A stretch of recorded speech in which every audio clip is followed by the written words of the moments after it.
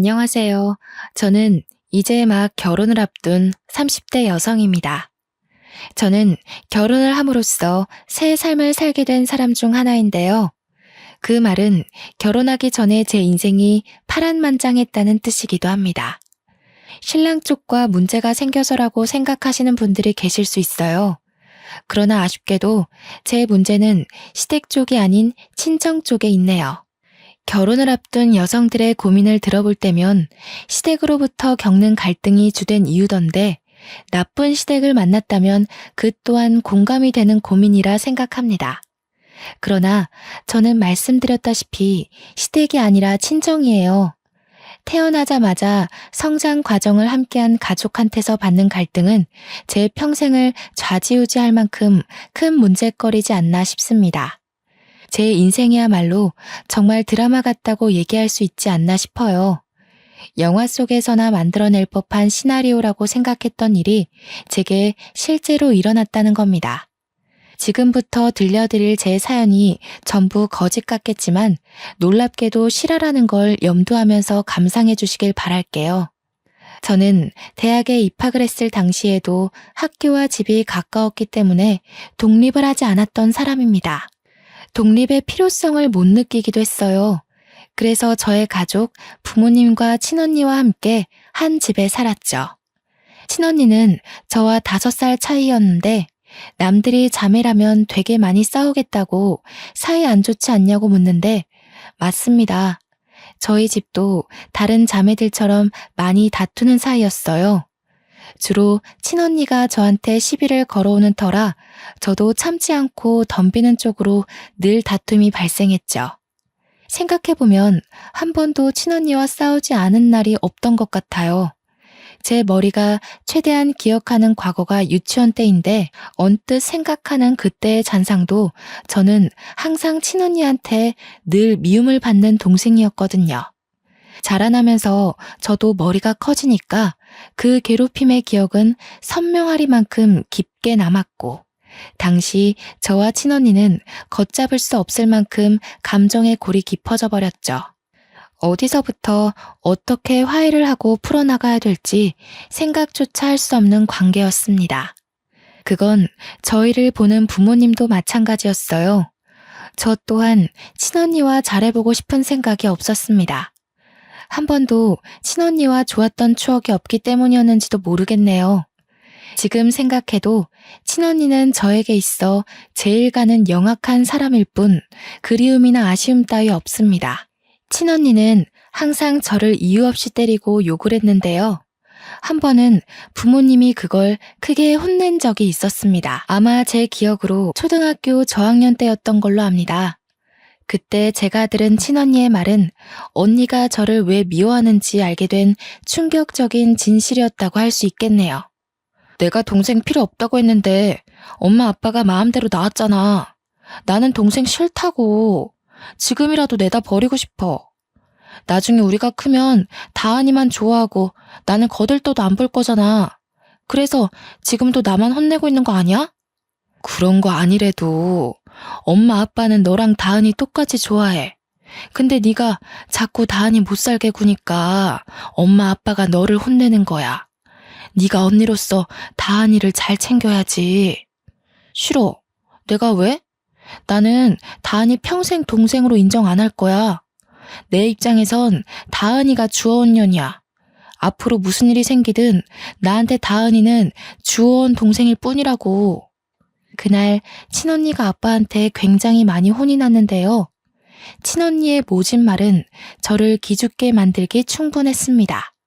그 이후로 부모님한테 혼날 때마다 친언니는 저를 찾아와서 보복했어요. 저 때문에 부모님이 자기를 미워한다고 매일 눈앞에서 사라지라는 말과 함께 꼭 같이 겸하는 욕이 바로 주어온 년이라는 거였습니다. 처음에는 그 말에 기가 죽어서 친언니한테 욕만 들으면 울기 바빴거든요. 그걸 부모님께 그대로 일러바쳐 친언니가 부모님한테 자꾸 혼나도록 만드는 게 저한테는 친언니를 대적할 수 있는 최선의 수단이었습니다. 그럼에도 친언니는 저한테 계속 그런 기분 나쁜 말을 하더라고요. 어쩔 때는 부모님한테서 용돈을 똑같이 받으면 친언니가 뒤에서 몰래 제 돈을 뺏기도 했습니다. 언니 나이가 많아지다 보니까 더는 부모님한테 일러 바치는 게 언니한테 위협이 되지 않더군요. 나날이 더 겁 없어지던 친언니는 부모님한테 악까지 지르면서 정말 무슨 짓이라도 벌일 사람처럼 무섭게 변해갔어요. 부모님도 점차 나이가 들어가다 보니까 친언니를 나무라는 방향보다 회유시키는 방법으로 부드럽게 대하려 노력했습니다. 그러나 부모님의 꾸지람이 그치는 건 친언니를 더 날고 뛰게 만드는 길과도 같았는데요. 부모님의 꾸지람이 더 이상 자신을 자극하지 않자 친언니는 대놓고 저를 괴롭히기 시작했어요. 그때마다 부모님은 예전처럼 무섭게 매를 들지 않고 말로만 동생한테 그러지 마 하고 말았죠. 초등학생 때만 해도 언니가 무서워서 나약하게 당하기만 했던 저는 부모님이 저를 포기했다고 생각했어요. 매일 주어온의 소리를 듣는데 나중에는 그 말이 세뇌가 되었는지 부모님이 정말로 저를 사랑하지 않고 언니를 더 좋아한다는 생각이 들더라고요. 그렇게 내내 무더운 오기와 반항은 사춘기 때 폭발했는데요. 그 시기에 저는 여태 가족들에게 보여줬던 모습과는 조금 달랐을 겁니다. 진짜 주워온 것 같이 생긴 게 누군데? 나는 엄마 아빠랑 닮았는데 언니는 어디 닮은 구석이 있기나 해? 내 친구들은 언니 보고 부모님이랑 하나도 안 닮았다고 그러더라. 언니야말로 주워온 사람 아니냐고 그랬어. 뭐라고? 미쳤어? 네가 뭔데 나한테 그런 말을 해? 넌 나한테 그럴 말할 자격 없어. 너 실수로 만들어진 애인 거 모르지? 주제도 모르고 어디서 까불어? 친언니 말로는 부모님이 친언니 하나만 키우고 아이를 안 가질 생각이었는데 실수로 제가 생기는 바람에 낳았다고 했어요. 당시 그 말에 진심으로 상처를 받았지만 어릴 때처럼 부모님한테 찾아가 따져 묻지 않았습니다. 부모님을 믿었다기보다는 친언니 말에 휘둘리지 않고 싶었던 마음이 더 컸던 것 같아요. 그래서 어쩌라는 식의 대꾸만 하면서 친언니에게 되레 언니한테 배웠던 것처럼 욕만 해댔네요. 그렇게 친언니와 저는 서로 고등학생과 대학생이 될 때까지도 대들며 대판 싸우기를 반복하는 삶을 살았습니다. 저희를 혼내다가 지친 부모님은 우리 둘을 보고 절대 붙어있지 말라고 크게 나무라며 용돈을 끊기도 했어요. 당시 용돈이 한참 필요한 나이였던 저희들은 그 때문에 집에서만큼은 다투지 않게 되었습니다. 그러나 집 밖을 나서는 순간 저희는 집에서 일으키지 못한 분란을 한꺼번에 몰아서 터뜨리곤 했는데요. 한 번은 친언니와 제가 귀가 시간이 겹친 적 있었는데 아니나 다를까 저희는 엘리베이터 안에서 크게 다투고 말았습니다. 그땐 공간이 협소한 탓도 있어서 몸싸움까지 벌였네요. 결국 주민들의 신고로 우리는 경찰과 부모님이 오고 나서야 대항을 멈췄습니다. 경찰까지 등장하게 되자 심각성을 느낀 부모님은 그날 저희를 거실에 앉혀놓고 진지하게 대화 나누는 시간을 가졌어요. 도대체 너희 둘은 왜 이렇게 못 잡아먹어서 안달이니? 엄마 아빠가 하루하루 심장이 떨려서 살 수가 없어. 자매 다툼에 경찰까지 출동하는 게 말이야? 대체 어떻게 하면 안 싸울래? 너희들이 원하는 게 뭐야? 내가 왜 동생도 아닌 애랑 엄마 아빠를 공유해야 되는데? 싫은 건 싫은 거야. 방법 같은 거 없어. 내 눈에서 김다은이 없어지지 않는 이상 계속 이렇게 지낼 거야. 난 이런 주워온 애랑 가족하기 싫거든. 담이야. 너 왜 자꾸 동생한테 그런 소리를 하는 거야? 다은이가 어디 주워온 애라는 거니? 자꾸 그런 못된 소리 하면 너희 둘 다 집에서 완전 쫓아낼 수도 있어. 그러니까 내가 동생 필요 없다고 진작 얘기했었잖아. 차라리 쫓아내. 그럼 김다운도 이 집에서 나가게 되는 거잖아. 난 절대 얘 동생으로 인정할 수 없으니까 엄마 아빠가 얘 버리든 내쫓든 뭐든 해. 김담이 입 안 다물어? 가족인데 싫고 좋고가 어딨어. 한 지붕 아래 살면서 서로 포용하고 보듬어줘야지. 엄마 아빠가 너한테 못해준 거 있어? 대체 왜 이렇게 못된 생각을 하는 거냐? 꼴도 보기 싫으니까 방에 들어가. 친언니가 저더러 주워내라고 소리치는 건 내내 한결같았는데 그런 소리를 할 때마다 부모님은 날이 갈수록 상상외로 격한 반응을 일으키더라고요. 친언니가 하는 다른 폭언에 대해선 아무 말도 없다가 꼭 주워내라는 말에서만 민감하게 반응하셨어요. 한 번은 아빠가 성인이 된 친언니를 방에 데려가 딱딱한 매로 훈육을 시킨 걸로 알고 있습니다. 언니가 저를 때렸을 때도 그런 훈육은 없었는데 명절 때 친척들 앞에서 언니가 저한테 또 주워내라고 욕하는 바람에 혼났던 걸로 기억해요. 그 이후로 친언니가 아빠한테 과하게 혼났는지 저는 언니와 말 한마디 안 섞는 사이로 변질이 되었습니다. 그렇게 친언니가 대학을 졸업하고 취업을 위해 독립을 한 후에야 저희 집안에 평화가 찾아왔죠. 그 당시 부모님은 제 마음을 많이 들여다봐 주셨어요.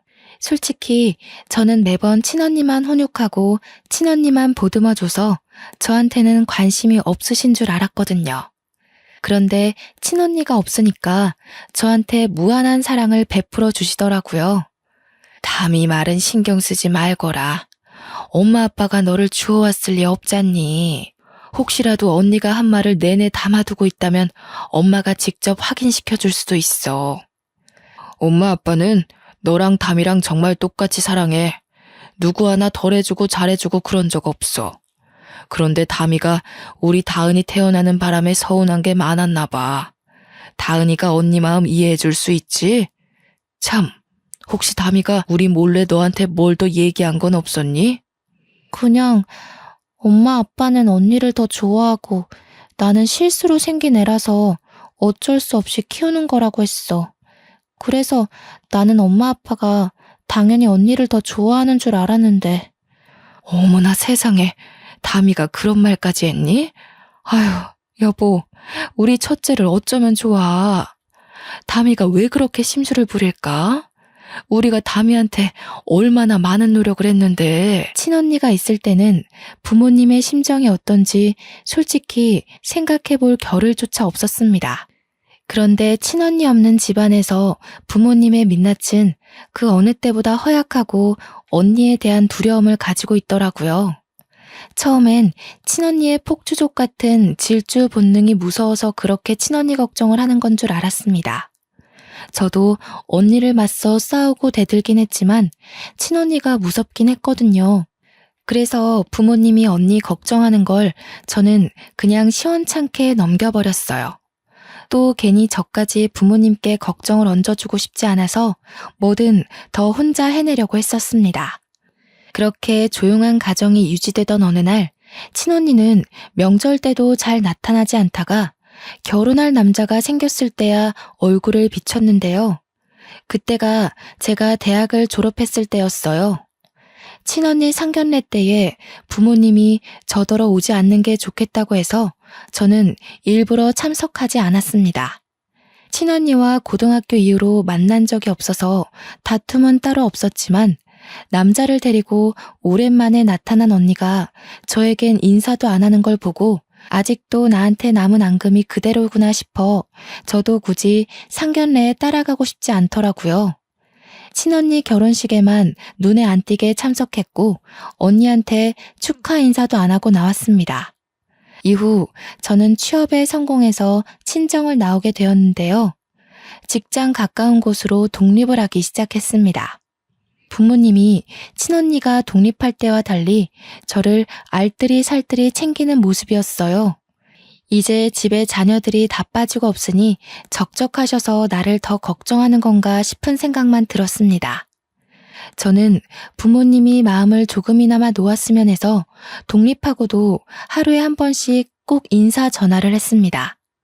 얼마나 좋아하시던지 제가 친구들과 논다고 깜빡 전화를 잊었을 때는 꼬박 문자가 와 있었어요.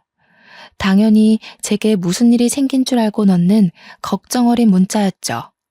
부모님은 저와 친언니를 낳고 한순간도 두 발 뻗고 못 주무셨을 텐데 독립하고 나서까지 부담을 주기가 싫더라고요. 그래서 저는 친구들 만나는 날엔 약속을 나가기 전 부모님께 일찍 전화를 드리곤 했습니다. 부모님 말 들어보니까 친언니도 종종 부모님께 연락을 하고 있는 것 같더군요. 아마 제가 결혼하지 않는 이상 저는 친언니 볼 일이 영영 없지 않을까 싶네요.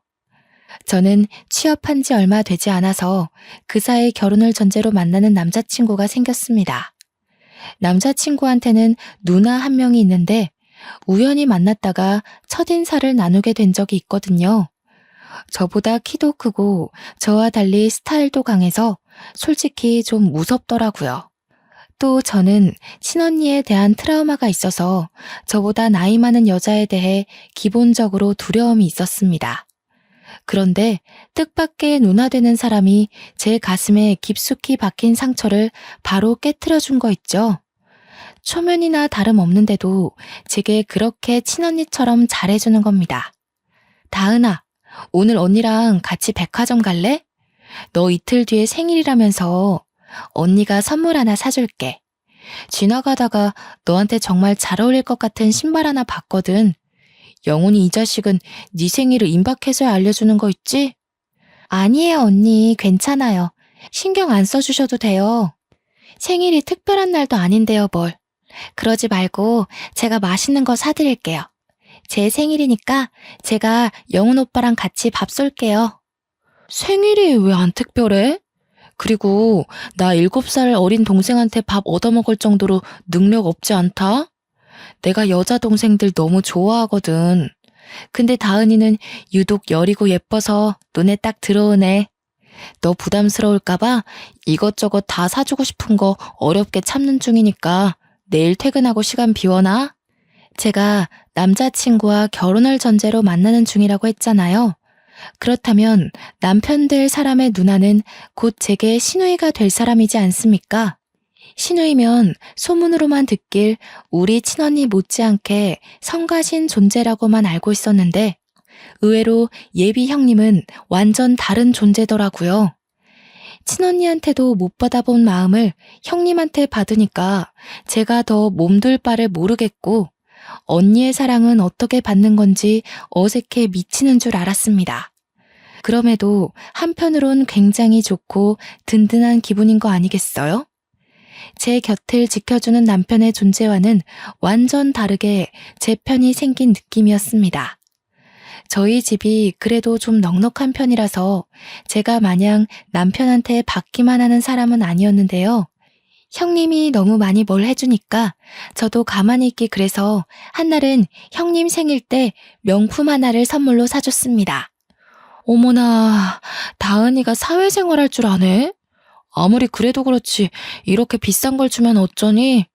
언니가 다은이 등골 빼먹는 건 아닌지 몰라. 주위에서 애기 돈 뺏었다고 욕먹으면 어떡하나? 언니가 저한테 해준 게 얼만데요. 이건 약과죠. 앞으로 가족이 될 사이기도 하니까 언니한테 주는 선물은 남자친구한테 주는 것보다 더 아쉽지 않아요. 내 동생이 여자친구 하나는 거물로 잡았네. 혹시라도 영훈이가 너 못살게 굴면 이 언니한테 말해. 언니가 다신 찍소리 못하게 바로 처단해줄게. 당시 형님과 저는 얼마 만난 사이도 아니었는데 그저 형님이 제 친언니였으면 좋겠다 생각한 적이 한두 번이 아닙니다. 그만큼 형님이란 존재가 제게 색다른 감정을 깨우치게 만들었다는 거죠. 남편도 제게 하루빨리 결혼하자고 조르던 시기였고 저 또한 시댁의 분위기가 너무 마음에 들었기에 결혼을 늦출 필요는 없다고 생각했어요. 그래서 친언니가 결혼한 지 1년 반 만에 저도 결혼을 마음먹게 되었는데요. 제가 결심하고 부모님께 처음으로 알려야겠다고 준비하고 있던 그 시기에 뜻밖의 큰 고비가 찾아왔습니다. 친언니를 이렇게 빨리 다시 보게 될 줄은 몰랐는데 결혼식 때 보고 바로 다음 해에 만나게 된 셈이었어요. 그 이유가 바로 저희 부모님이 등산길에 미끄러져 사고를 당했다는 소식 때문이었습니다. 주말이었기 때문에 연락받은 저는 급하게 병원으로 향했어요. 제가 병원에 도착했을 땐 이미 언니와 형부가 와 있었고 부모님은 생을 마감한 뒤였습니다. 뭐예요? 형부, 우리 엄마 아빠 어떻게 된 거예요? 왜 엄마 아빠가 돌아가셔요? 제가 어제만 해도 통화를 했단 말이에요. 분명 어제까지 나한테 일하느라 고생했다고 주말에 반찬 챙겨서 온다고 그랬단 말이에요. 거짓말이죠. 거짓말이라고 해주세요. 미안해, 처제. 우리도 연락받고 놀라서 달려왔어. 다른 등산객이 발견하고 신고해줬대. 그래도 병원 올 때까지는 숨이 붙어 있었다는데 수술 과정에서 그만 돌아가셨어. 형부의 말을 듣는데 하나같이 믿을 수 없는 말만 하는 탓에 저는 주저앉아 오열을 했습니다. 그래도 사람이었던 건지 친언니도 눈물을 보이긴 했는데요. 그렇다고 저를 들여다봐주는 건 아니었고요. 형부가 정신 못 차리는 저를 대신 챙겨주었습니다. 장례식 때도 친언니와 저는 대화 한 번 나눈 적이 없었어요. 거의 형부랑 제 예비 남편을 통해서 필요한 말만 전하고 들었을 뿐이었어요. 그렇게 장례를 마무리하고 친정집에서 친언니와 형부를 나란히 마주하게 되었는데요.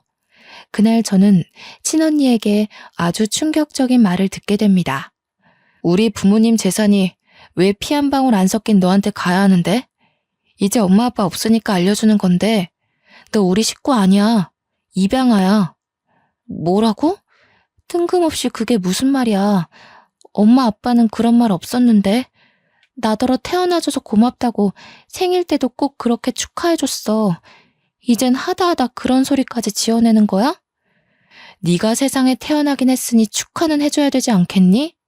그게 엄마 뱃속만 아니었을 뿐이지. 이제 알았으면 이 정도도 감지덕지하고 받아. 그리곤 다신 얼굴 마주하는 일 없도록 하자. 가족도 아니고 엄마 아빠도 없는데 얼굴 보는 거 더 이상 껄끄럽잖아? 친언니는 제게 어떤 종이 한 장과 돈봉투를 내던졌습니다. 두툼한 돈봉투보다 종이 한 장만이 제 눈을 의심케 했죠. 그건 다름 아닌 제 이름 앞으로 된 입양사실 확인서였습니다. 30여 년 가까이 이 사실을 모르고 있다가 부모님이 돌아가시고 나서 알게 된 저의 실체인 셈이었죠. 너무 충격이라서 그 확인서만 뚫어져라 보면서 아무 말도 못하고 있는데 친언니가 마지막 말로 제게 쐐기를 박더라고요. 엄마 아빠도 널 가여워해서 그만큼 키워놓은 거야. 근데 사람이라는 게 참 그렇다? 피 안 섞인 자식을 아무리 내 새끼라고 키웠다 해도 재산까진 물려주고 싶지 않은 게 부모의 진짜 진심이거든. 그래서 이미 나한테 상속하겠다고 위임장을 써놨더라고. 그러니까 내가 지금 너한테 준 돈은 온전히 내가 쓰는 선심이라는 거야. 감사하게 생각하고 네 돈 아닌 것에는 괜히 눈독 들이지 마. 그렇게 친언니는 그대로 집을 나가버렸습니다. 형부는 쭈뼛거리면서 일어나며 저한테 미안하다고 위로를 해줬는데 전혀 들리지 않았어요. 제가 입양하라는 사실이 그저 충격이라 아무런 행동도 취할 수가 없었죠. 그렇게 저는 며칠을 친정집에 고립되어 있었습니다. 남편도 형님도 그 누구의 연락도 받지 않고 울기만 했어요. 이미 하늘로 가버린 부모님께 원망하는 것 말고는 아무것도 할 수가 없어서 더없이 속앓이만 했네요. 엄마 아빠는 왜 그랬을까요? 왜 저한테 말해주지 않았을까요? 왜 내가 입양이 된 건지, 그럼 내가 버려진 아이라는 건지, 그렇다면 내 친모는 누구인지 저는 아무것도 알 수가 없었습니다. 나이가 30이나 되었다는 걸 잊어버리고서 다시 아이로 돌아간 것처럼 울었어요. 기진맥진으로 몇 주를 흘려보내고 친정집 빼고는 전 재산이 언니한테로 갔다고 문자만 받았습니다. 저한테 남은 거라곤 부모님과 살던 이 집과 친언니가 던져주고 간 5천만 원의 돈뭉치뿐이었죠. 그럼에도 그딴 돈 사정은 제 신경을 자극하는 거리가 못 되었습니다. 그보다 저를 여전히 휘어잡고 있던 문제는 거실에 덩그러니 놓여있는 입양사실 확인서였어요. 거기는 보육원 이름과 주소가 적혀 있었거든요. 제가 마음을 다잡고 집 밖을 나가게 만들어준 것이 바로 이것 때문이었습니다. 보육원의 존재를 찾기 위해 저는 집구석에만 박혀 있을 수가 없었어요. 그렇게 찾아간 보육원에선 아이들 소리가 가득했는데요. 제가 저 아이들과 같은 처지였다는 사실에 기분이 오묘했습니다. 저는 단 한 번도 부모가 없다는 생각을 해본 적이 없는 사람이잖아요. 부모가 있는데 부모가 없는 애라고 하니까 도무지 받아들여지지 않는 거 있죠. 저는 저를 반겨주는 그곳 원장님을 만나서 들고 있던 확인서를 보여드렸습니다. 제가 여기서 입양되었다고 들었어요. 혹시 친모도 알 수 있을까요? 만나려는 게 아니라 어떤 분인지만 알고 싶어서요.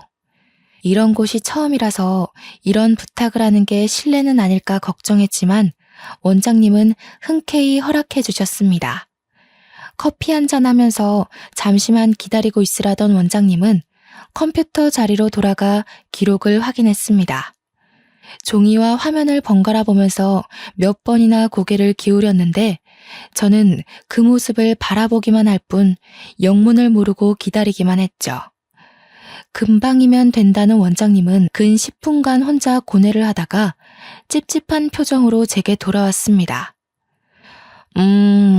김다은 씨라고 하셨죠? 실례지만 이게 본인 서류가 확실한가요? 어디 다른 종이와 헷갈려서 가져오신 건 아니고요? 아니요, 제 거 맞습니다. 부모님께서 가지고 계셨던 걸 들고 온 거예요. 왜 그러시는데요? 뭐가 잘못됐나요? 자꾸 신뢰되는 질문을 하는 것 같네요.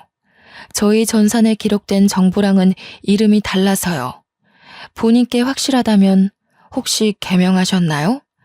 저희 쪽에는 이 확인서 정보가 김다은 양이 아니라 김다미 양으로 원화 등록이 되어 있거든요. 부모님을 여의고 그것조차 제대로 추스리지 못한 제게 원장님의 말은 또 한 번의 충격이었습니다. 당시 그게 정말이냐고 원장님한테 몇 번이나 되물었던 기억이 나네요. 원장님은 곧바로 새 확인서와 원화 등록 정보를 함께 뽑아서 제게 가져다 줬는데요.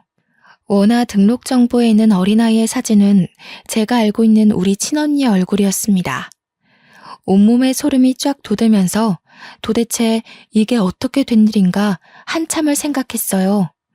원장님께서 혹시 누가 위조를 한 게 아니냐고 묻는 순간 저는 그 말에 친언니가 사기를 쳤다는 사실을 뒤늦게 깨달았습니다. 저는 원장님께 양해를 구하고 새 확인서와 원화 정보를 들고서 언니를 찾기 위해 전화를 걸려고 했습니다. 그런데 마침 남편한테 전화가 오더라고요. 제가 연락 없는 동안 가장 많이 걱정하고 시름시름 앓았던 사람일 겁니다. 그동안 아무것도 하기 싫은 마음에 걱정해주는 사람 생각도 못하고 남편 연락을 피했거든요. 저는 미안한 마음을 안고 전화를 받았습니다. 미안해 오빠. 내가 엄청난 사실을 알아버려서 한동안 아무 생각도 하고 싶지 않았어. 그래도 나 걱정해주는 오빠 생각해서 그러면 안 되는 거였는데 정말 미안해. 아니야. 무사하면 됐어. 나는 또 네가 부모님 그렇게 되고 극단적인 생각이라도 했을까봐 얼마나 마음 졸였다고. 목소리 들었으니까 됐어. 그래서 지금은 어딘데? 다은이니? 전화 받았어? 이리 줘봐. 다은아, 너 도대체 어떻게 된 거야? 언니가 얼마나 걱정한 줄 알아? 괜찮은 거 맞지? 너 지금 어디야? 언니한테도 정말 미안해요. 저 지금 친언니한테 가요. 이걸 모른 척 넘어가기엔 돌아가신 엄마 아빠가 너무 불쌍하잖아요. 남편과 형님은 저와 친언니 관계를 어느 정도 알고 있었습니다. 특히 제가 형님한테 제 친언니였으면 좋겠다고 하면서 직접 친언니와 많이 비교했기 때문에 형님은 친언니가 저를 얼마나 괴롭혔는지 아주 잘 아는 사람이었어요. 그래서 저더러 그 여시한테 왜 가냐고 성질을 그렇게 내더라고요. 혼자 거길 갔다가 무슨 꼴을 당하려고. 그 여자 성깔이 아주 괴팍하던데. 너 기다려. 혼자선 안 돼. 언니가 같이 가줄 테니까 집에서 딱 기다리고 있어. 제가 부모님 돌아가시고 연락이 끊겼던 이유를 설명했을 때만 해도 가슴을 쓸어내리며 무사한 것만으로도 감사하다고 말하던 둘은 친언니 얘기에서 불같이 행동했습니다. 이미 저와 통화를 하면서 집을 나서는 소리가 들리더라고요. 솔직히 혼자 가기 무서웠는데 둘의 도움을 받으니까 용기가 더 생기는 거 있죠? 저는 그렇게 친언니 집에 찾아가는 데 성공했습니다. 그것도 친언니가 아닌 형부한테 전화해서 알아낸 주소였어요. 제가 모든 사실을 알게 된 사정을 얘기하니까 형부가 난감해하면서 결국 주소를 알려준 거였습니다. 찾아간 친언니의 신혼집은 부모님 재산 덕을 봤는지 부자 동네에 자리하고 있는 주택이더라고요. 문도 형부가 열어줬던 터라 친언니는 아예 영문을 모르고 있었나 봅니다. 잠옷바람인 채로 저를 보자마자 당황하더니 금세 역정을 내더군요. 너 뭐야? 네가 여기가 어디라고 찾아와? 내가 다신 내 눈앞에 거슬리지 말랬지. 우리 더는 이렇게 마주할 식구 아니라고 했을 텐데. 설마 재산 못 받은 게 억울해서 온 거니? 내가 너한테 고작 그것만 억울하겠어? 부모님 돈으로 이렇게 좋은 집 얻어 살면서 양심의 가책 한 번도 느낀 적 없니? 내가 진짜 궁금해서 그래. 너 양심은 있긴 해? 지금 너라고 했어? 내가 너보다 5살은 많아. 건방진 게 감히 예의도 모르고. 여보, 당신이 문 열어줬어? 미친 거야? 내가 전현 찾아오면 상종도 하지 말고 경찰에 신고하랬잖아. 다은이가 다 알고 왔대. 내가 이럴 줄 알았어. 그러니까 솔직하게 밝히자고 했지. 작은 일도 아니고 어떻게 손바닥으로 하늘을 가리겠어. 형부는 이미 자포자기 상태였고 친언니는 그런 형부를 밀치며 무작정 저한테 다가오더니 제 어깨를 확 밀어버렸습니다. 뒤로 넘어지려는 걸 남편이 붙잡아주는 덕에 다치진 않았네요. 그때 저 대신 나서서 친언니를 사정없이 밀어버린 사람은 다름 아닌 형님이었습니다. 이 우라질년이 어디에 그 더러운 손을 대?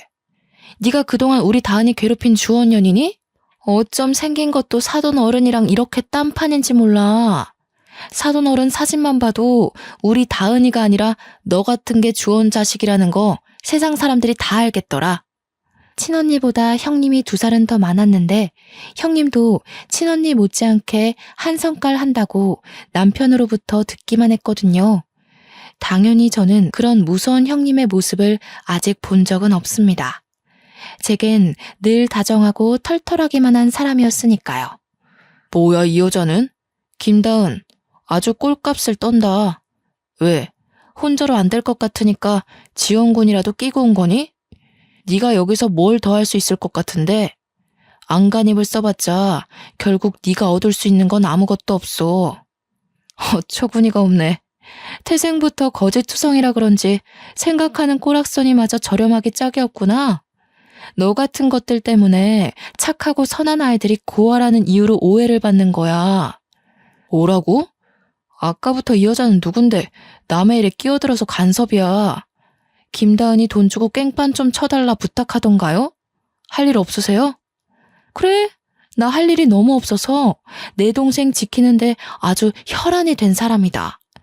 누가 우리 착한 다은이 피 빨아먹고 있다는 소문을 들었거든. 사기꾼 한 명 끌어내려고 냉큼 쫓아왔어.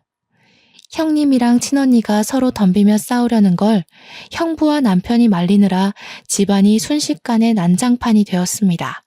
그때 저는 친언니에게 다가가 제가 알고 있는 모든 사실을 밝히며 따져들었죠.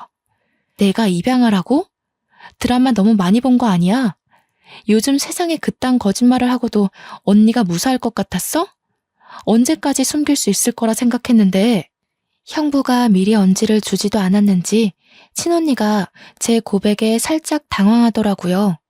그러나 그도 잠시 곧장 발뺌하며 오히려 적반하장식으로 나오길래 저는 가방에서 꺼낸 서류를 친언니 얼굴에 던져버렸습니다. 이래서 나를 그렇게 괴롭혔니? 뭐가 그렇게 셈이 나서? 너 도대체 뭐하는 인간이니? 우리 부모님 관심이 목적이었던 거야? 아니면 재산이 목적이었던 거야? 네가 이런 짓을 벌이고도 과연 하늘에 계신 부모님께서 곱게 눈 감아줄까? 그래서 네가 사실을 다 알았다고 해도 달라지는 건 없어. 이미 부모님은 나를 자식으로 인정했고 재산도 나한테 다 상속했잖아. 너야말로 이 재산이 탐나서 다 파헤치고 행패 부리는 거 아니야? 경찰 부르기 전에 당장 꺼져. 그래, 경찰 불러. 나도 네가 사기치고 부모님 재산 빼돌린 거랑 이 서류 조작해서 일 꾸민 거랑 싹 다 고발할 거야. 경찰 불러 당장. 싸우더라도 매번 동생이라는 이유로 지기만 했던 제가 경찰을 직접 부르는 솔선수범을 보이자 친언니가 크게 멈칫하는 겁니다.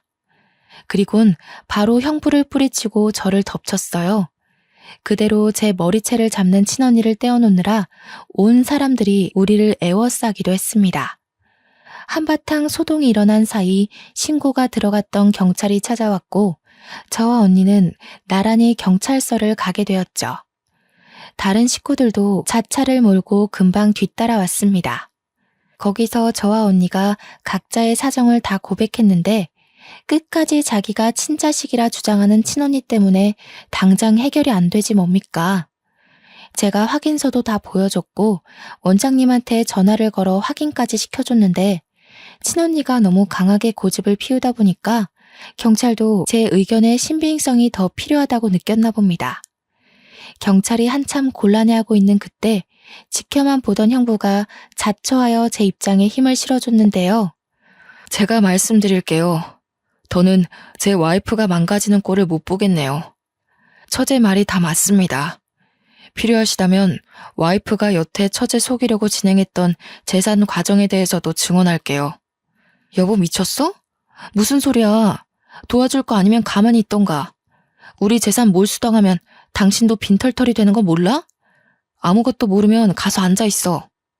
결국 형부는 친언니를 외면하고 다른 자리에서 친언니의 실체에 대해 증언을 하였고 형부의 증언이 크게 작용하여 친언니는 그 자리에서 바로 구속이 되었습니다. 구속 수사를 하고 보니 친언니가 재산상속 위임장에 부모님 도장까지 훔쳐서 직접 작성했다고 하는 거 아니겠습니까? 듣고서 기가 막혀 죽는 줄 알았습니다. 도대체 얼마나 배짱이 커야 이런 엄청난 일을 과감하게 저지를 수 있는 걸까요? 경찰 말로는 상속 재산 처분은 쉽게 해결하기 어려운 부분이라서 보통은 가족끼리 의논하여 합의를 본다고 합니다. 하지만 저는 여태 친언니에게 당해온 악질을 용서할 수 없었고 위임장까지 위조하면서 돌아가신 부모님을 능욕한 것 또한 절대 그냥 넘길 수 없다고 생각했어요. 저는 한치의 고민도 없이 친언니를 고소했습니다. 빚을 내서라도 변호사를 선임해 끝내 저희 부모님의 재산을 모조리 몰수해왔죠. 벌금을 낼 돈이 없던 친언니는 그대로 5년 이하의 징역을 살게 되었다고 들었습니다. 그 전에 형부와는 합의 이혼을 진행한 걸로 알고 있고요. 모든 걸 다 끝내버리고 친정집을 정리하던 중 형부에게 문자가 한 통 왔었는데요. 그동안 미안했다고 어른으로서 창피한 짓을 저질렀다며 사과하는 내용이더라고요. 그리고는 형부와도 연이 끊어졌습니다. 친정집을 부동산에 내놓고 정리할 때까지 제 옆을 든든하게 지켜준 예비 남편과 본격적으로 결혼 준비에 돌입했는데요. 남편이랑 형님이 힘든 일을 한꺼번에 치룬 저를 위해서 가족보다 더 따뜻한 손길을 내밀어 주었어요. 부모님을 여의고 제가 과연 이 넓고 험한 세상을 버티며 살아갈 수 있을까 무섭기도 했거든요.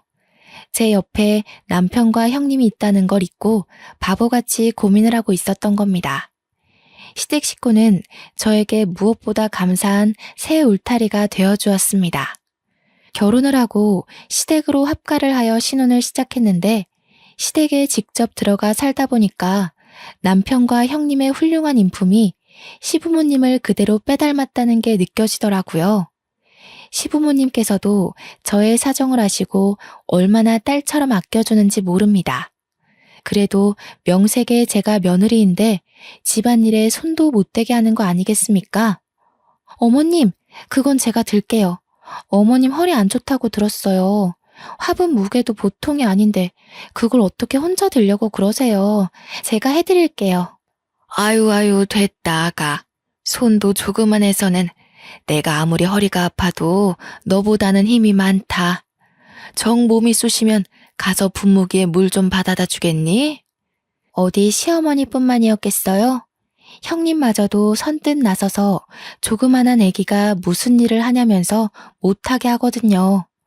아버님은 원래부터 제게 이래라 저래라 안 하시던 분이라 그저 이런 분위기를 당연하게 지켜만 보시는 거 아니겠습니까? 저더러 그냥 소파에 앉아 있어도 된대요. 시무랑 형님이 주방에서 식사를 차리는데 며느리인 제가 거실에 앉아 있는 거 이상한 그림이잖아요. 그런데 시댁 식구 전부가 저더러 그러라고 한다니까요. 물론 너무 과분한 애정이라 하루하루 행복하지만 저 또한 시댁에게 도움이 되는 구성원이고 싶단 말입니다. 그래서 최근 찾은 방법이 묻지 않고 알아서 집안일에 손을 대는 것이었어요. 현재 눈치껏 며느리 노릇 중에 있습니다. 형제를 잃고 부모님을 잃고 세상에 홀로 남은 저를 기꺼이 품어준 시댁 식구들이 얼마나 감사한 존재입니까? 하늘에 계신 부모님께서 늘 그렇듯 제 걱정을 많이 했을 텐데 아마 시댁 식구들의 심성을 알고 이제 그만 안심하고 있지 않을까 싶습니다. 한편으론 부모님께 죄송하기도 하네요. 저한테는 친언니가 무척 미운 존재였으나 부모님께는 그래도 아픈 손가락 같은 자식이었을 거 아닙니까? 친언니가 감옥살이를 하게 된 것에 대해 마음이 무거울 수도 있겠다는 생각이 들기도 했습니다.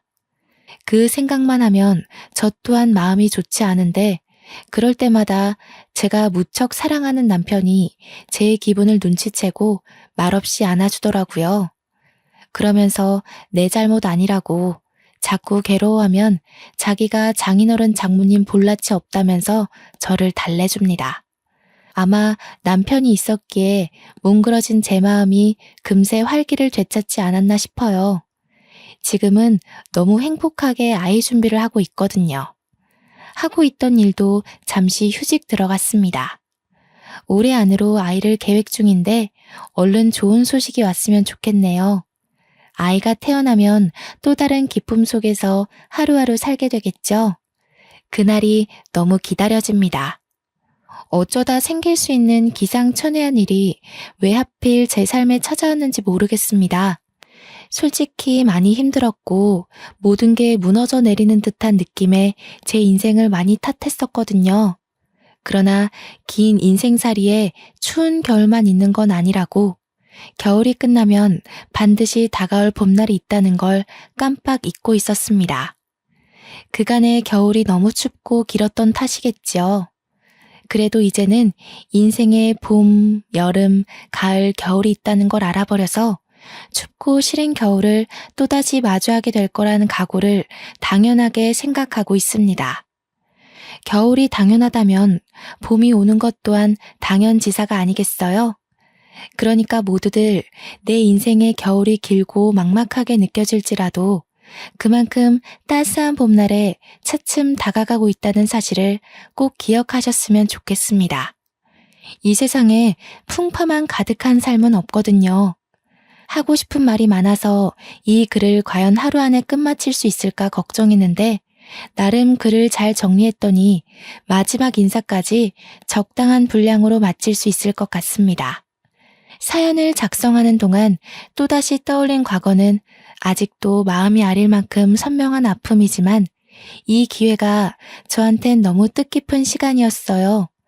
앞으로 저는 강한 엄마가 되기 위해 계속해서 이 상처를 극복해 나갈 것입니다. 우리 모두 굳센 사람이 됩시다. 지금까지 제 이야기 들어주셔서 너무 감사드립니다.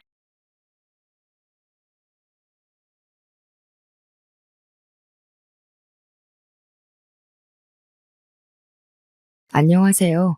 저는 30대 후반을 달려가는 여자입니다. 평소에 이런저런 다른 사람의 사는 이야기만 듣다가 이렇게 제 이야기를 시작하려고 하니 좀 쑥스럽네요. 요즘은 예전만치 씹사리가 없다고는 하지만 알게 모르게 아직도 며느리는 며느리다 하고 사는 집안들이 좀 있잖아요. 저도 마찬가지였답니다. 제가 겪었던 어이없었던 이야기들을 한번 풀어내볼까 합니다. 모쪼록 재미있게 들어주시면 고마울 것 같아요. 저희 집은 참으로 평범한 집안이었습니다.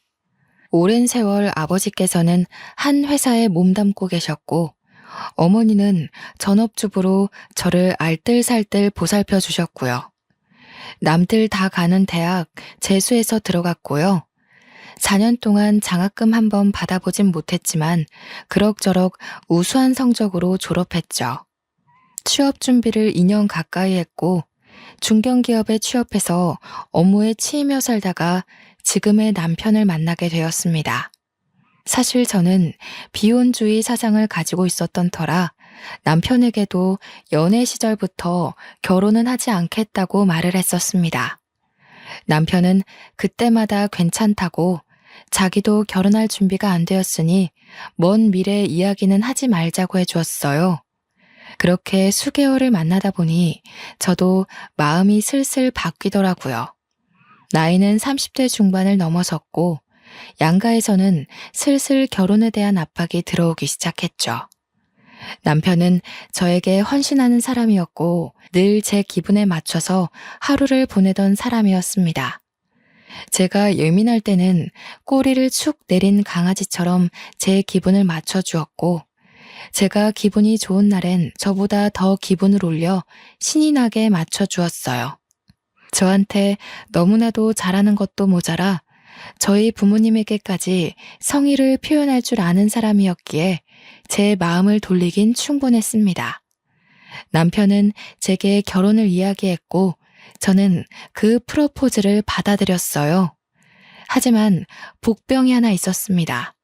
남편에게는 철없는 어린 시누이가 있었는데 자세하긴 몰라도 돈으로 크게 한번 사고를 쳐서 시부모님의 노후 자금이 몽땅 털렸다는 것이었습니다. 저는 그 이야기를 듣고 결혼은 현실이기에 조금 망설이게 되었습니다. 남편에게도 솔직하게 이야기를 했었어요. 노후 준비가 되지 않은 시부모님은 부담스럽다고요. 남편은 제게 부담 갖지 말라고 저를 설득하기 시작했고 저에게 최후의 수단이었는지 각서를 들이밀더라고요. 각서에는 아주 상세하게 시부모님의 노후에 관한 일절 책임이 없다는 내용이 적혀 있었습니다. 저는 결국 남편의 설득에 넘어갔고 각서를 잘 보관하겠다고 엄포를 놓았어요. 결혼을 준비하는 내내 남편이 노력했고 잡음 하나 없이 양가의 합의는 아주 성공적으로 이뤄졌습니다. 친정 부모님께서 가구 대리점을 운영하셨기에 혼수 준비도 거침이 없었고 단지 보태줄 여유 자금이 없었던 시댁에서 눈치를 좀 보셨었죠. 다행히도 남편과 저에게서 회사 대출이 잘 나왔기에 신혼집 마련도 부족함 없이 준비했습니다. 드레스도 웨딩 촬영도 너무나도 마음에 들게 나왔고 결혼식도 모두의 축복 속에서 진행이 되었습니다. 제가 제일 기대하던 신혼여행도 만족스러웠어요. 회사원이다 보니 길게 휴가를 내기 눈치 보여 평소엔 엄두를 못 냈던 미국으로 신혼여행을 갔거든요. LA와 라스베이거스를 돌면서 도시의 화려함에 완전히 매료가 되었었죠. 오죽하면 내가 왜 결혼을 안 하려고 했었지? 하는 생각을 할 정도로 꿈같은 신혼여행이었습니다. 미국에서의 여유가 어찌나 행복하던지 남편과 몇 번이고 미국으로 이민 오고 싶다고 이야기꽃을 피웠어요. 그렇게 꽤나 길었던 신혼여행을 마치고 친정집에서 하루 자고 시댁으로 이동하여 하루 자고 신혼집으로 가기로 했습니다. 친정집에 도착하니 부모님께서 상다리가 부러질 만큼 진수성찬으로 저녁을 차려주시더라고요. 비행을 마친 지 얼마 안 된 터라 피곤했지만 미국에서 사온 선물들을 드리고 신혼여행에서 보고 느낀 걸 이야기하고 하다 보니 시간이 꽤 흘렀어요. 친정 부모님께서는 저희가 피곤할까봐 이부자리도 봐주시고 푹 자고 시댁으로 가라며 배려를 해주셨습니다. 남편과 친정집에 몸을 뉘이니 감회가 새로웠죠. 그렇게 극진한 대접을 받고 시댁으로 인사를 드리러 갔습니다. 시부모님 드릴 선물과 시누이 선물까지 챙겨서 갔어요.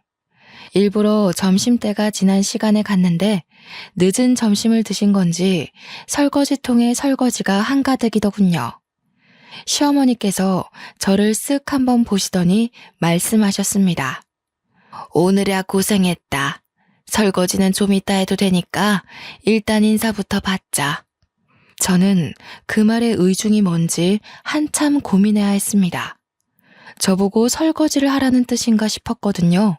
인사를 드리고 선물까지 모두 드리니 저에게 슬쩍 눈짓을 하시더라고요. 설거지를 저보고 하라는 소리였던 것이 맞았어요. 저는 우물쭈물하다가 그래 한 번쯤인데 뭐 어떤가 싶어서 그릇을 뽀득뽀득 닦았습니다. 별 수 있나요? 여기는 저희 부모님 집이 아닌 시자가 붙은 집이니까요. 저녁상도 옆에서 얼마나 눈치를 주던지 손님으로 간 자리라고 생각했는데 거의 몸종처럼 일했습니다. 진짜 하다하다 물 떠오라는 것까지도 절 시키더라고요. 어쩔 수 없다 생각하고 남편에게 눈치만 슬쩍 한 번씩 보내고는 식사 내내 쉬지 않고 왔다 갔다 했네요. 그러다가 시누이가 신혼여행은 재밌었냐고 물어보더라고요. 남편이랑 저랑 신나가지고 신혼여행 이야기를 했습니다. 미국이 진짜 크긴 크더라. 나도 미국 가보고 싶었는데 너무 부럽다. 얼마나 보고 즐길 게 많던지 잠자는 시간이 아까울 정도였어요. 오죽하면 너무 좋아서 이민 오고 싶다고 몇 번이나 말했는지 몰라요. 제가 장단을 맞추면서 이야기를 하자 갑자기 시어머니께서 저를 향해 숟가락을 던지시는 거예요. 물론 제가 맞거나 하진 않았지만 정말 하마터면 머리에 숟가락을 맞을 뻔했어요. 남편도 놀라고 시누이도 놀라고 저도 놀라서 바짝 얼어붙었습니다. 시아버지가 킁킁 헛기침을 몇 번 하시자 시어머니께서 저를 흘기 째려보시더니 입을 여셨어요. 어디 나가서 살 생각을 하고 그래? 미국 이민이라니 절대로 안 된다. 아니, 제가 무슨 당장 이민 가겠다고 말한 것도 아니고 이민 갈 예정이라고 말한 것도 아닌데 그냥 미국이라는 나라가 너무 재미있고 좋아서 이민 가고 싶을 정도였다고 하고 비유를 한 거였잖아요.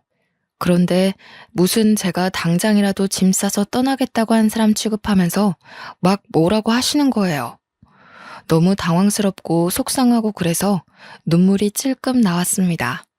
제 눈시울이 붉어지자 남편이 시어머니를 향해서 이민 가겠다고 한 것도 아니고 가고 싶을 정도였다 하고 말한 건데 뭘 그리 역정을 내느냐고 한 소리를 했어요. 분위기가 이상해지자 시아버지께서 나름 중재를 한답시고 시어머니를 말리셨습니다.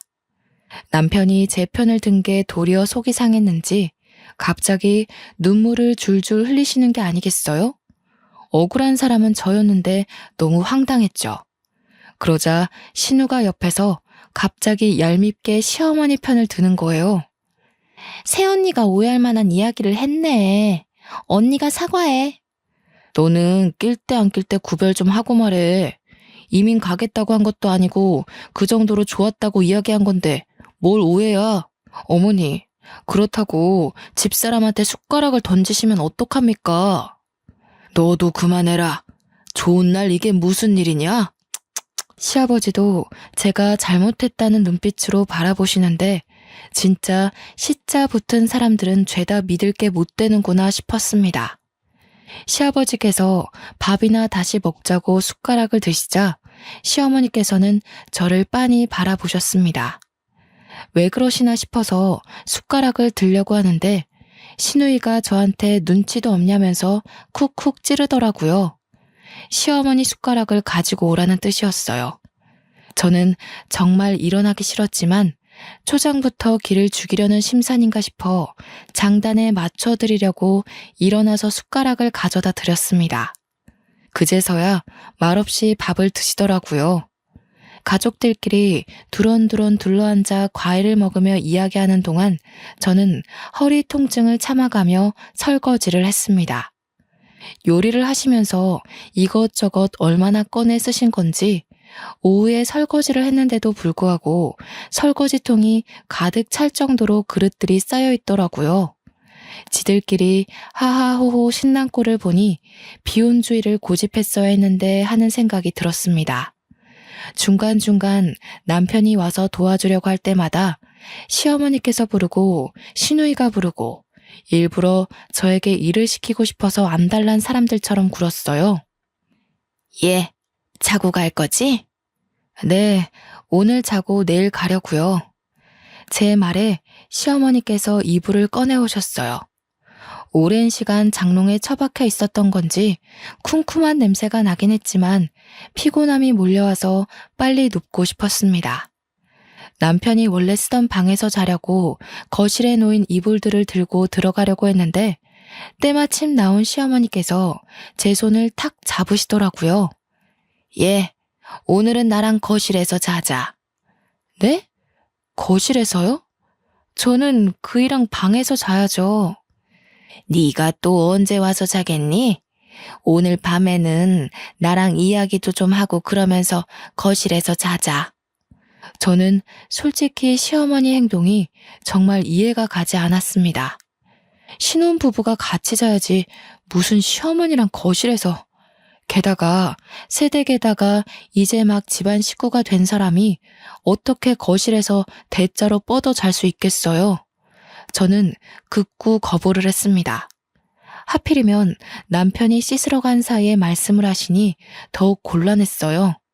거실에 보일러도 꺼두신 건지 저녁 먹을 때만 해도 바닥이 따뜻했던 것 같은데 냉골이 따로 없더라고요. 저를 골탕 먹이고 싶어서 일부러 그러시나 하는 생각만 가득했습니다. 남편이 씻고 나올 때까지 시어머니와 약간의 실랑이가 벌어졌어요. 어머님, 제가 추위를 많이 타서 거실에서 자는 건 다음에 해요. 오늘은 그냥 그이랑 방에서 잘게요. 예, 네가 또 언제 온다고 그래? 너는 내가 우습니? 내가 거실에서 같이 이야기 좀 하다 자자는데 내가 널 잡아먹기라도 해? 왜 피하고 그러니? 아니 엄마, 이건 또 무슨 소리야? 집사람이 왜 거실에서 엄마랑 자요? 그냥 우리 둘이 잘 거니까 아버지랑 같이 주무세요. 약간 언성이 높아지자 방에 있던 신우가 문만 빼꼼 열어서 염장을 지르더라고요. 언니, 엄마 말도 맞지. 시댁에 왔으면 시어머니랑 사이좋게 이야기도 하고, 응? 그러다가 잠드는 거 아니겠어? 그러더니 자기는 이만 자야겠다면서 문을 꼭꼭 닫고 들어가는 거 있죠? 시어머니께서 남편에게 얼른 방에 들어가라고 그러면 조금만 이야기하다가 들여보내겠다고 하고는 방문을 닫으셨습니다. 저는 천근만근 무거운 몸을 이끌고 결국 소파에 걸터 앉았어요. 하실 이야기가 뭔지는 몰라도 얼른 듣고 방에 들어가서 눕고 싶었습니다. 남편이 중간중간 나와서 언제 들어오냐, 할 이야기가 많냐 하고 물어봤는데 시어머니께서는 별 시덥지 않은 소리만 줄줄 늘어놓으셨습니다. 자고로 남편은 하늘이고부터 시작해서 아침밥을 어떻게 차려주면 좋겠다. 집안일을 너무 칼같이 나누지 말고 여자가 더 많이 해야 된다. 아주 가부장적이고 쓰잘데기 없는 소리들 말이에요. 똑같은 이야기를 하고 또 하고 반복하다가 할 이야기가 없으시면 자러 가겠다고 하면 갑자기 TV 이야기를 하시고 결론은 그냥 조용히 거실에서 자라 이 말이었습니다. 저는 도저히 감겨오는 눈을 이겨내지 못하고 시어머니의 뜻대로 거실에서 잠이 들었어요. 냉골 같은 바닥이 얼마나 춥던지 새벽에는 이를 덜덜 떨다가 잠에서 깼습니다. 겨우겨우 다시 잠들었는데 무슨 아침 6시부터 저를 깨우시더라고요. 추위에 제대로 잠도 푹 못 잤는데 아침부터 깨우니까 너무 힘들었어요. 당연히 깨운 이유는 아침상을 차리자는 이야기를 하시려고 한 것이었습니다.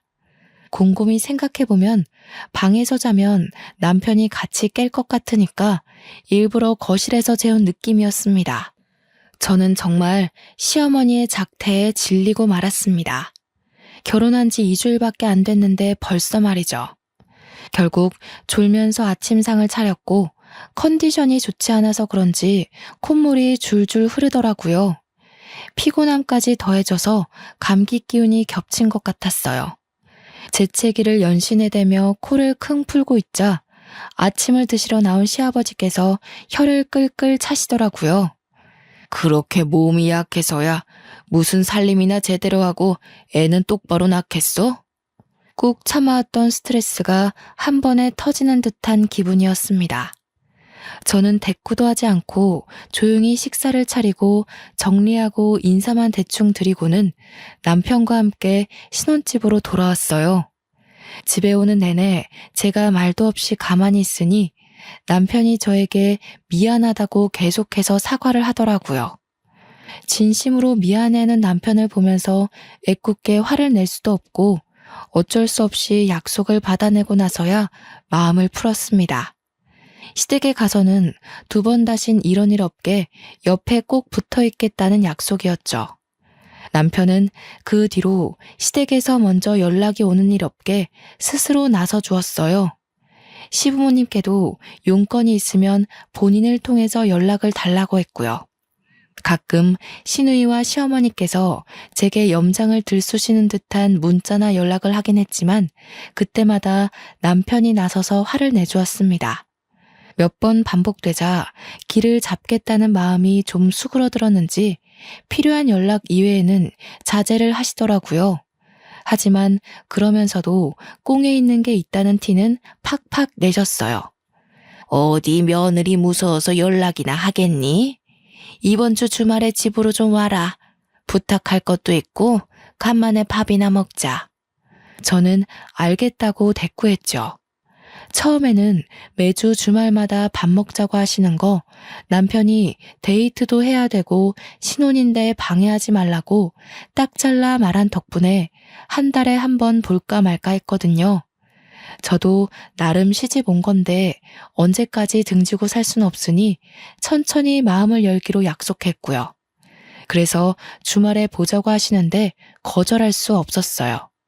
남편에게 미리 말을 해두셨는지 주말에 시댁을 가자고 하길래 이미 연락을 받았다고 말했습니다. 빈손으로 가는 것도 좀 그래서 한우 고기를 사들고 시댁을 방문하니 저보다 한우를 더 반기시더라고요. 그런데 웃기게도 빈말이라도 같이 구워 먹자고 하실 수 있는데 나중에 잘 구워 먹겠다고 하시고는 냉동실에 쏙 넣으시더라고요. 사람 먹는 걸로 치사하게 구는 거 아니랬는데 이렇게 친정 부모님과 다를 수 있나 싶었습니다. 애초에 기대도 안 했던 부분이라 그냥 그러세요 하고 말았어요. 저녁을 다 먹고 대충 정리하고 가야겠다 싶었는데 시어머니께서 저보고 정리하지 말고 거실에 오라고 하시더라고요. 웬일인가 싶었는데 그제서야 부탁할 게 있다던 그 본론을 꺼내셨습니다. 사돈 어른이 가구 좀 하신댔지? 네, 삼성동에서 꽤 크게 하셔요. 수입 가구도 있고 국내 업체랑도 계약하셔서 운영 중이시고요. 언니, 내 방 가구들이 너무 낡아서 새로 바꾸려고 하거든요? 언니네 친정 부모님네 가서 가구 좀 보고 바꾸려고 하는데. 아, 그러면 미리 말씀드려 놓을게요. 이만 가보라는 말에 저는 정리 덜 된 설거지통을 보면서 의아하게 시댁을 나왔습니다. 그리고 한 일주일쯤 지났을 무렵 시어머니께서 가구를 보러 가겠다고 하셨어요. 저도 일을 하고 있었기 때문에 편하게 보시라고 말씀을 드리고는 친정 부모님께도 연락을 드렸습니다. 시어머니와 시누이가 가구를 보러 갈 테니 적당한 가격에 좋은 가구 좀 보여드리라고요. 그런데 제가 시댁을 너무 몰랐던 거죠. 제대로 된 상식이 없는 사람이라는 걸 말이에요. 그날 친정 부모님께서 저에게 시누이가 비싸도 엄청 비싼 수입 가구들을 골라갔다고 말씀을 해주셨어요. 할인해도 비싼데 사돈댁이라 어쩔 수 없이 맞이는커녕 손해보면서 가구 보냈다고요. 너무 무리하신 거 아니에요? 적당히 보여드리지. 사돈 처녀 보는 안목이 장난 아니더라. 고르고 고른 게 죄다 수입산 가구일 줄 누가 알았겠니? 그래도 이렇게 한번 가격 좋게 잘해드리면 우리 딸 예쁘게 봐주시겠지. 저는 어머니께 감사드린다고 이야기를 전하고는 남편에게도 오늘 친정 부모님 가게에서 시누이가 가구를 골랐다는 이야기를 전했어요. 그렇게 저는 일이 다 끝난 줄 알았죠. 그런데 사건은 지금부터 시작이었습니다. 시누이가 방 사진을 보내주고 가구가 너무 예쁘다면서 칭찬을 하더라고요. 괜히 뿌듯한 마음에 부모님께도 감사 인사를 다시 한번 전했는데 어머니께서 저에게 전화를 주셨어요. 응, 엄마, 무슨 일 있어요? 아니, 그게, 아휴, 이걸 어떻게 설명을 해야 할지.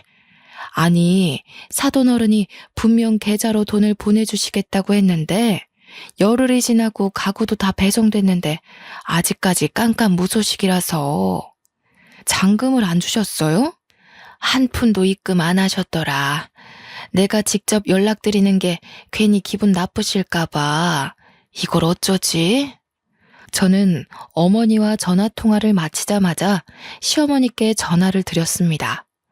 분명 무슨 착오가 있겠지 싶어서 처음에는 나긋나긋하게 안부를 묻고 본론을 말씀드렸어요. 어머님, 저희 친정어머니께서 아직 가구 대금이 입금이 안 되었다고 하셔서요. 그게 무슨 말이니? 당연히 사돈어른께서 해주시는 거 아니야? 네? 그게 무슨 말씀이세요? 어머니께서 대금은 나중에 치르겠다고 하시고 물건 받아서 가셨다면서요. 저희 부모님 운영하시지만 수입상 가구는 다 판매 대금 정산이 되어야 해서. 예, 우리가 남도 아니고 사돈인데 그것도 선물로 못 해주신다니? 가족끼리 그렇게 정없이 구는 거 아니다.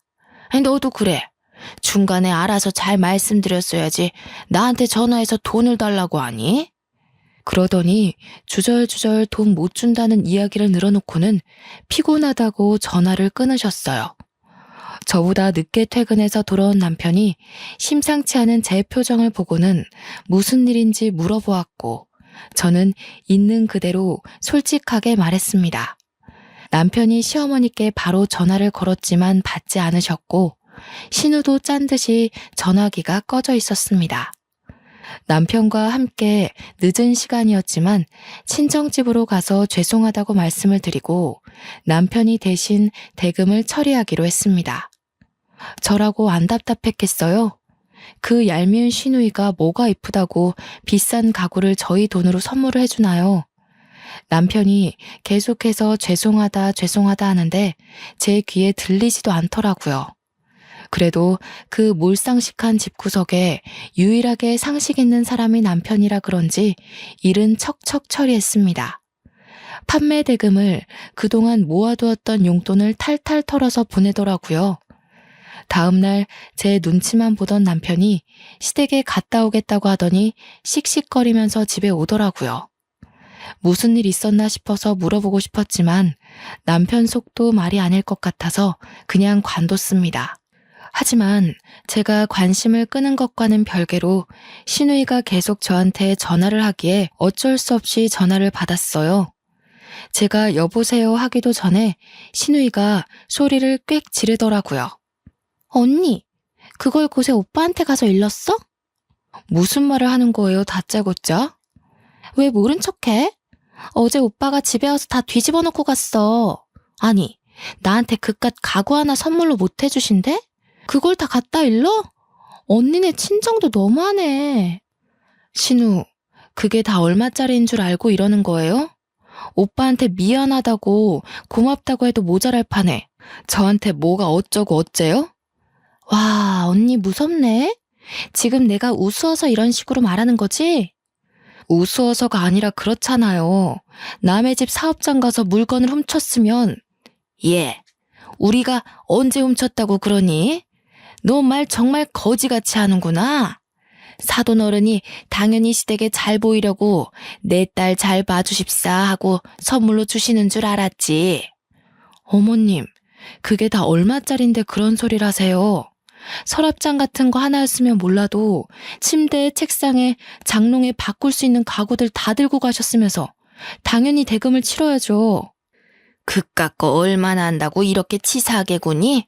정말 시댁을 무시하는 것도 가지가지지.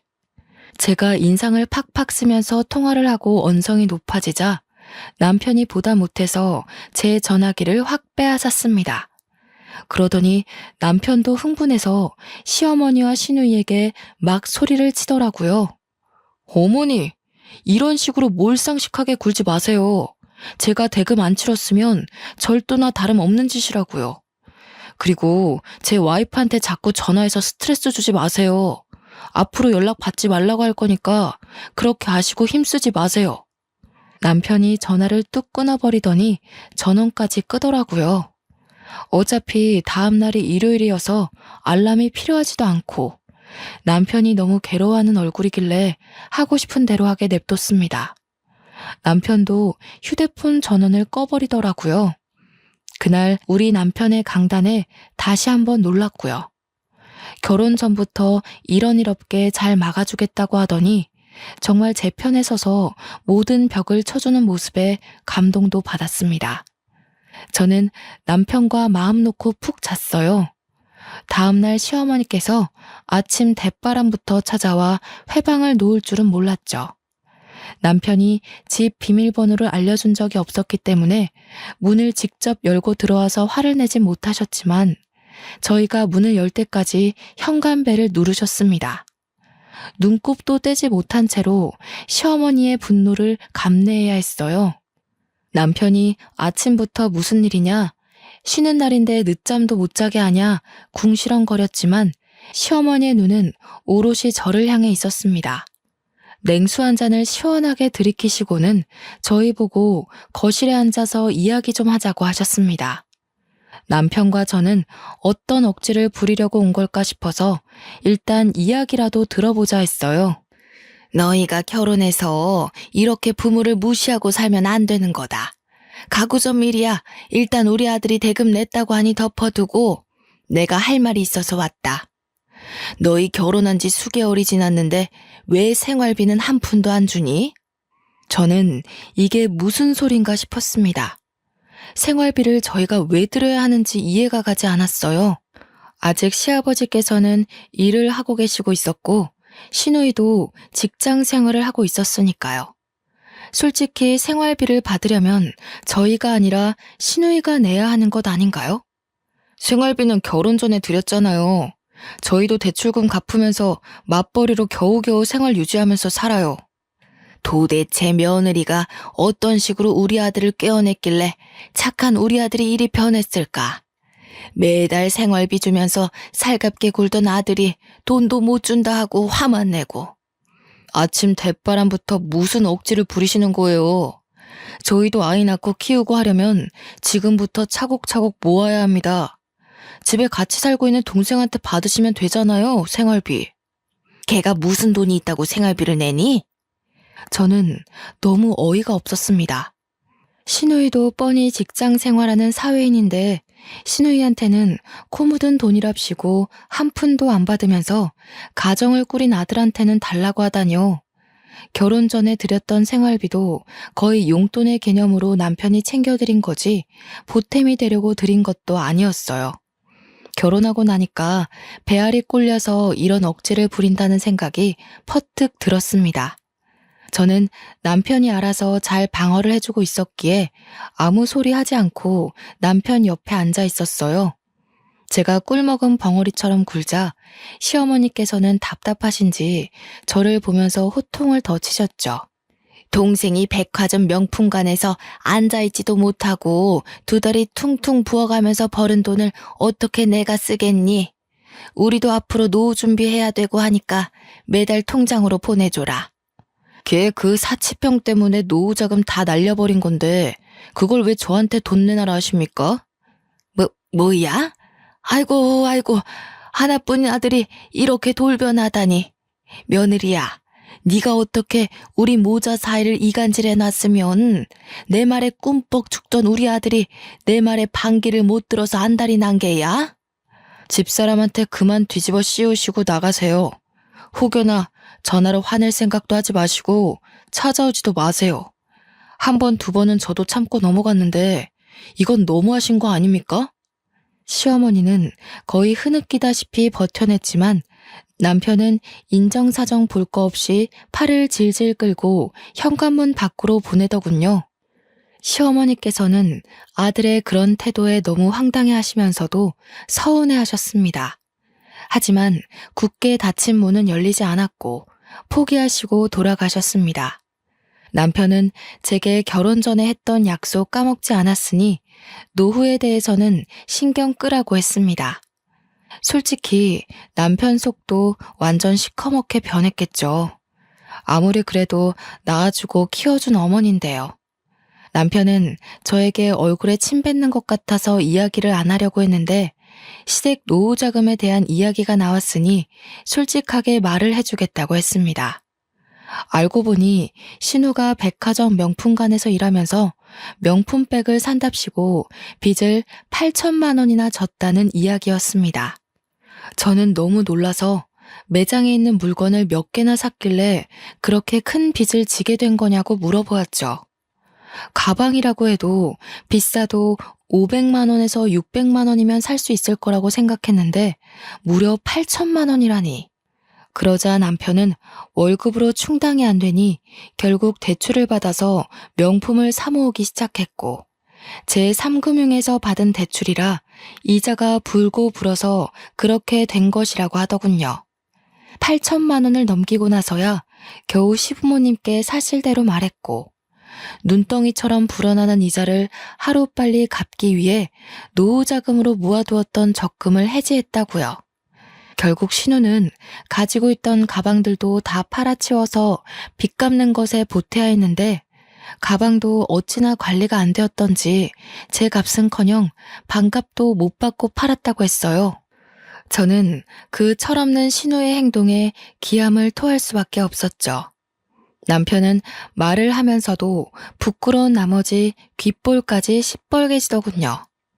솔직히 이런 말을 하게 될 줄 몰랐다고 하면서 그런 어이없는 일로 부모님의 노후 자금을 날린 사건이 매우 수치스럽다고 했어요. 저는 이미 벌어진 일인데 어쩔 수 없지 않느냐고 남편을 위로했죠.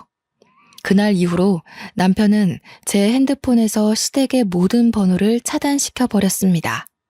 아무리 그래도 두어 달에 한 번은 찾아뵙고 명절에도 가봐야 하지 않겠나 싶어서 차단까지는 하지 말자 했는데 남편은 강경했어요. 이미 밑바닥까지 드러낸 사람들인데 뭐를 무서워하겠냐고. 필요한 게 있으면 수단과 방법을 가리지 않을 거라고 했습니다. 차단이 된 이후부터 시부모님은 남편에게밖에 연락을 할 수 없게 되었고 은연중에 제 눈치까지 보시더라고요. 그렇게 또 5개월쯤 흘렀을 때였어요. 제 몸이 영 이상해서 내과에 찾아갔더니 임신한 것 같다고 산부인과 진료를 한번 보라고 하시더라고요. 저는 두근거리는 마음을 주체할 수가 없었습니다. 휴대폰에 저장해둔 생리 날짜를 확인하는데 예정일보다 열흘이나 늦어지고 있었어요. 약간 속이 울렁거리면서 미열도 있고 귤같이 신계에 당기는 걸 보면 정말 임신이 맞는 건가 싶었죠.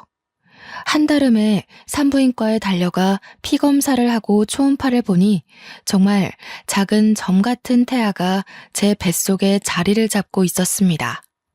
축하드려요, 사모님. 임신 6주 차입니다. 다음 주에는 심장 소리 들려드릴게요. 남편분과 같이 오세요.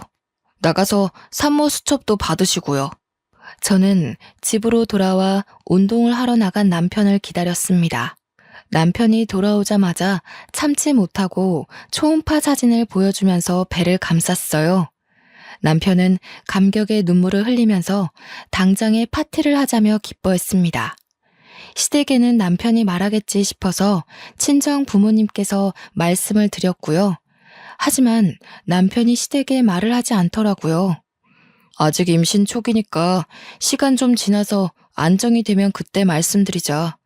임신했다고 또 연락해서 당신 스트레스 받느니 그게 나을 것 같아.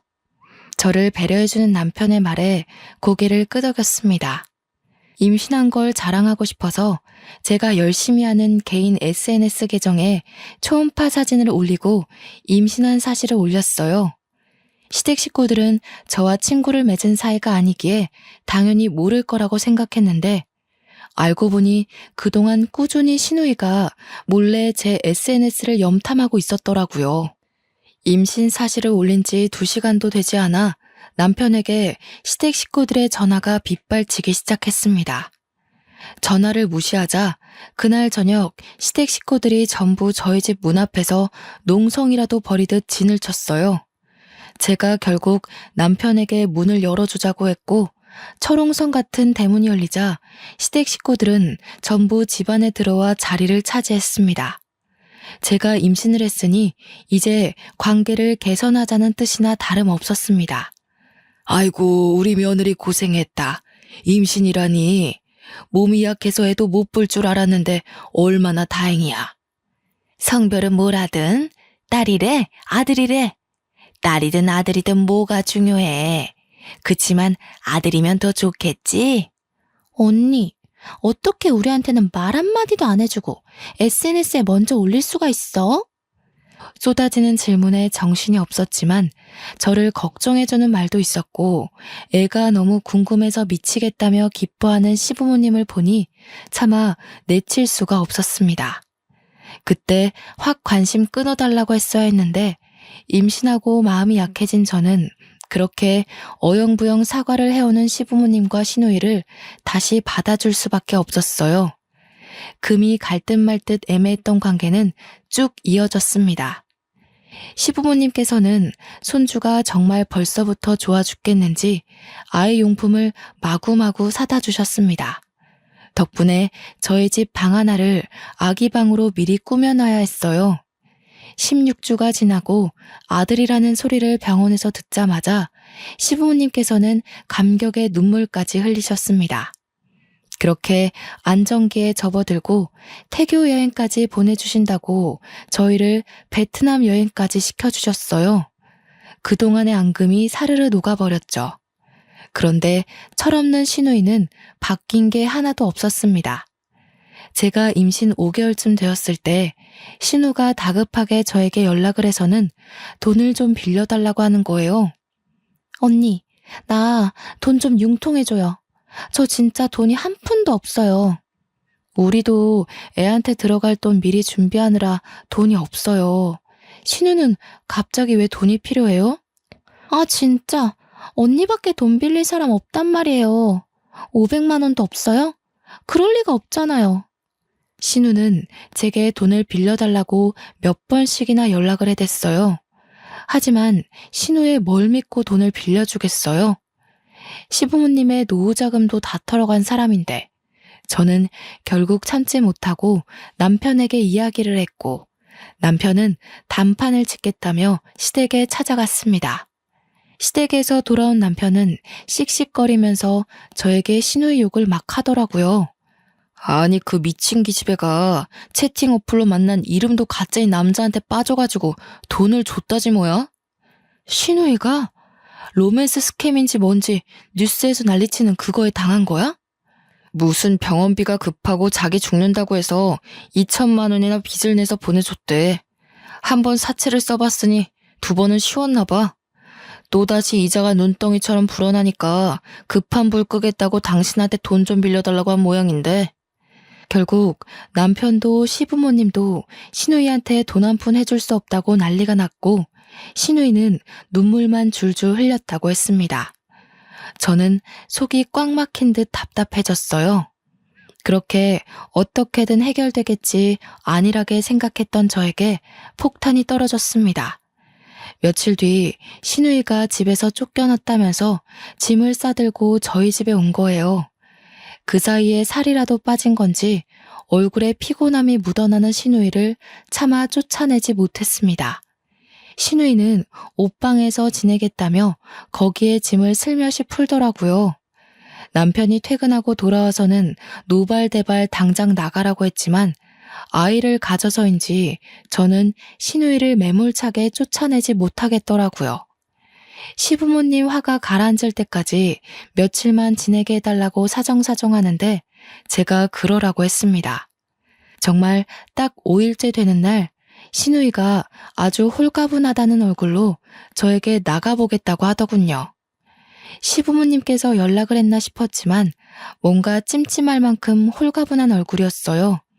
저는 서둘러 옷방을 정리하며 확인해봤는데 아니 글쎄 제가 친정 부모님께 결혼 전에 받은 유일하게 비싼 명품백이랑 금 몇 돈이 사라지고 없더라고요. 너무 황당하고 열이 받아서 신우이에게 바로 전화를 했는데 전화도 받지 않았습니다. 아주 작정하고 가져간 것 같았어요. 혹시라도 제가 착각을 한 건가 싶어서 몇 번이고 다시 찾아봤지만 명품백과 금이 사라져 있었습니다. 다음날 저는 시어머니에게 연락을 드렸습니다. 그런데 시어머니께서 정말 살갑게 제 전화를 받으시는 거예요. 예, 너무 고맙다. 네가 우리의 빚 갚아줬다는 이야기 들었어. 정신 차리고 살겠다면서 아침에 출근하는데 내가 어찌나 우리 며느리한테 고맙던지. 신우이가 제 물건을 팔아서 자기 빚을 갚은 거였습니다. 저는 남편에게 전화를 걸었고 퇴근 후에 집으로 오지 말고 시댁으로 오라고 말을 했어요. 더 이상 신우이의 만행을 참을 수 없었거든요. 남편과 제가 시댁에 가자 시부모님은 은근 당황하신 눈치였습니다. 제가 입을 꾹 다물고 비장한 오로라를 풍기자 제게 말도 걸지 않으시더군요. 신우이가 퇴근하고 저희 부부를 발견하자 멈칫하는 게 느껴지더라고요. 제 물건 돌려줘요.